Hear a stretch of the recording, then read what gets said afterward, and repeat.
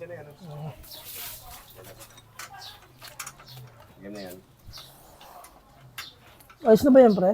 Malapit na pa, pre. Uy, magandang umaga, pare. Magandang umaga. Ano sa atin? Lang. Ano sa atin, pre? Mamasyal lang ako kasi may problema, pare. Baka may 200 ka dyan. Pambira naman, pare. Nung isang linggo, kakahiram mo lang sa akin. Pambili ka mo ng bigas. Ano naman? Pasensya na, pare. Natalo eh. Oh my God. Baka sakali lang na, ano. Iba naman kasi. Hindi, kailangan kasi, malay mo, biglang manalo. Tapos, di na ako manghiram. 200 lang, pare. Pasensya na, nagmamadali ako eh. Magkano? 200 lang.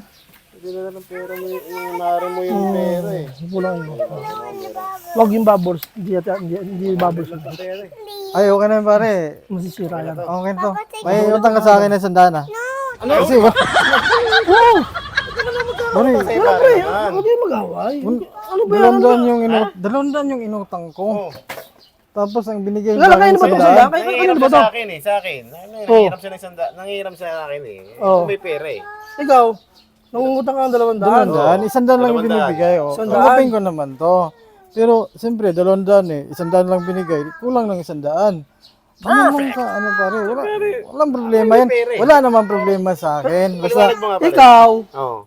nangungutang ka ng 200. Nangungutang siya sa akin, 200. Oo, nangungutang siya. 100 ang pera O, ko. binigyan mo siya ng 100. 100, oh. May kulang ka pang 100 yun. oh, di ba? Tama naman Walang eh. problema yan kasi pare naman tayo. Kahit mamaya, balikan May ko. kulang pa akong 100. May utang pa sa kanya 100. Napakain naman naman kuwenta, pare.